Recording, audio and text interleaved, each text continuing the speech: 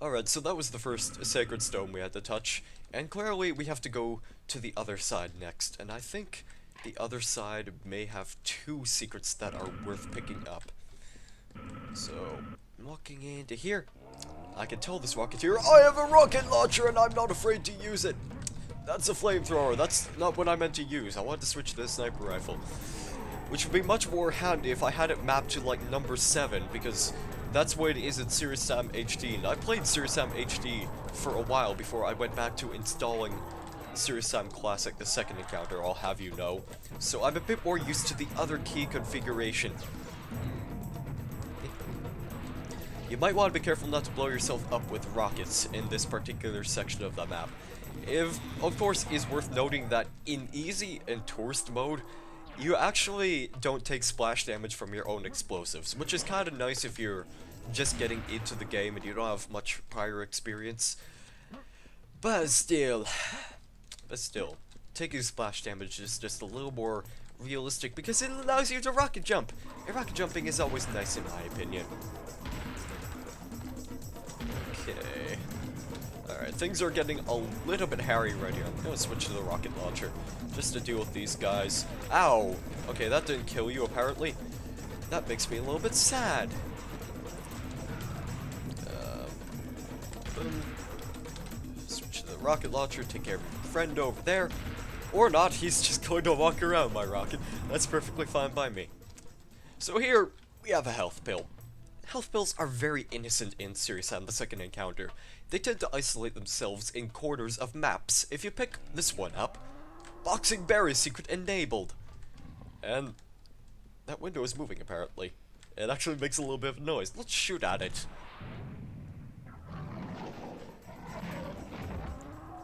Secret Boxing Berry is punched in the first round. And yeah, that's an interesting little secret right there.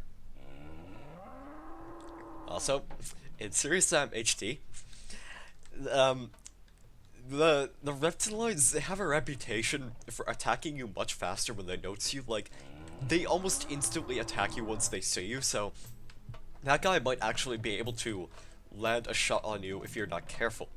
I figured that was worth noting. So yeah, that's my Serious Sam HD trivia for this game. Even though we're not playing Serious Sam HD, and I just keep deciding to mention it because it seems worthwhile. It seems worth my time because I have nothing else to commentate over except things that are happening on the screen. I can make commentaries, you guys! Oh, that took a lot out of me. Truth be told, I haven't really eaten breakfast this morning either, because I had someplace to go early this morning, and I woke up kinda late. It's kinda worth knowing that I take showers in the morning, and considering how early I had to wake up, all I really had time for was to shower, and generally when I get up in the morning, I don't feel like eating anything at all. I'm not sure if anyone else ever feels this way, but the taste of food never seems appealing first thing in the morning. It always feels so gross to me, so I never really bother. And that's probably bad. You might be thinking to yourself, it's probably very unhealthy, but you should not concern yourself with my health, because, it's none of your damn business! Why would you concern yourself with me? Ha!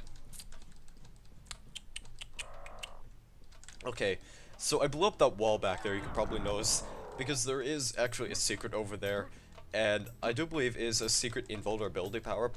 I think you have to actually shoot it down first. So to make the full usage of it, what I'm going to be doing is I'm gonna go ahead and shoot it down first. And then I'm going to go ahead and touch the sacred stone in this building. I'm gonna go ahead and pick up those power-ups, and that is pretty much my plan that's going to be initiated for this particular section. Just trying to make the full use out of that power-up. So touch the sacred stone. Get out of here as fast as possible. Burn this guy with the flamethrower. And run into this building where you can pick up the invulnerability power-up. I have a flamethrower! I also have a serious damage power-up. I have a critched flamethrower! I can play this game! Rah! You can't do anything to me at all! I friggin' love these two power-ups combined. This is the world's best combination of power-ups. in any game whatsoever. Too bad it's about to run out. Happy fun times are over, but at least we still have serious damage, so everything is good. I'm a bloody harpy person. Bloody harpy lady. Yeah. No. Yeah. Wait. This guy's been behind me the entire time, apparently. that was awful sneaky of him. 1, 2, 3! Learning to count with Serious Sam. How many harpies can I knife in one life? Let's find out. I love how that rhymed. I must be so clever! I must be a total poet of ingenious poetry. Although, I could probably use a bit more health and armor right now because the situation is looking a tad bit grim. Not as grim as Grim Reaper per se. Not as grim as Mage Bones would be if he didn't have his coffee in the morning. Not really sure if he actually drinks coffee. Maybe I should ask him that next time I see him. That was sneaky. Okay. I have nothing else to comment on that guy. He was a lumberjack and he was okay. He slept all night, but unfortunately he could not work all day because the day seems to be prematurely over for him. And oh look, we have a nice little arena right here. Watch out, Sam. This chamber was used for punishing infidels, spies, and criminals. The condemned were thrown from the ledges high above into this chamber filled with lions. The lions immediately knew what to do with each convict, and the convict knew that the lions knew what to do with him, and the lions knew that the convict knew what the lions will do to convicts, and the convicts... Well, that's enough. Find your way out of here quick. I don't like it very much. It gives me the creeps all over my circuits. I didn't know the tricks had emotions. Actually, then again... Maybe I did know, because Natrix tends to say that quite a lot. Tends to have feelings. Feelings that robots should not have. But then again, it is Serious Sam, so logic does not apply right here. Maybe Spielberg magic does, but not logic. So yeah, I don't like this arena at all, to be perfectly honest. It's just a bunch of clear skeletons that drop down. Not exactly the lions that I was promised, but hey, you know what? At least there's a little less meat to be fried, I guess you could say. Actually, it'd be kind of funny if they actually threw in bowls instead of clear skeletons, just to kind of fit the tone of the fact that they used to throw lions in here, according to Natrix. That would be kind of spooky. I think it would be fun at the same time. I'm a little bit scared right here because I think, yep, just as I predicted. Just as I predicted. Okay, that's probably the door from whence we came, so... No, can't walk through there. There's actually some secret health up there. So, we will get to that secret in a moment. First, I have to figure out which door opens right here. Okay, it's this door. Hitting this switch causes these pillars to lower, which seems to be a very interesting tactic, I might add. Although... strangely ineffective, since I can just do this and the clear skeletons don't seem to be interested in running forward like they should in just about any other situation. There's a bull behind this wall. This is the bull I was talking about who should have been in the arena, like I had expected him to be. So that actually opens up the exit, and you might be wondering to yourself, well, how on earth do we get that secret health up there? Let me tell you. Okay, so this is a bit of an interesting room. This is another gravity-based puzzle. You have to time yourself so that way you land on the platform up there where the switch is, because your gravity will be completely inversed. And then you have to hit the switch again to once again reverse the gravity, and you'll land on the platform right below. So it's pretty much all timing right here. So I landed on this platform right here, and now I have to actually... land on that platform just below me, which should be not too much of a big deal. Now we just have to time it so that way we land right upside down, or right side up, on this platform I should say. That's more like right side up, if you want to get technical.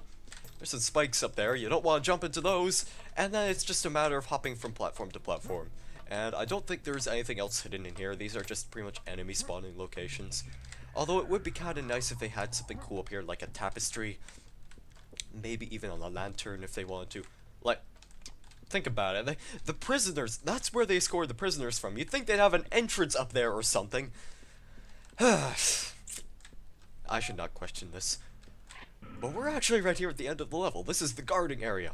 This yard was the last line of defense for Persepolians. 5 guarding towers protected the city from frontal attack. Each of the towers could easily hold over 20 archers, which made Persepolis almost impenetrable. However, there's no city in the world that can resist one fully equipped, dangerous, brave, intelligent, handsome warrior from the future. Lead me into the city, darling. Oh, Natrixa, you're so romantic. Yeah, I ship Sam and Natrixa for life. Okay. One interesting thing is that the reason that they built ziggurats is for places of worship, and the reason they had ziggurats to begin with, the reason they built like the design in such a way, is that way if the land ever got flooded, then the priests could like walk up to the elevated parts of the ziggurat, and they could live a much happier life without being flooded by water. So what would happen to the rest of the city, I would wonder? Well, presumably it would get flooded, but still, you have to imagine. You gotta feel bad for those guys.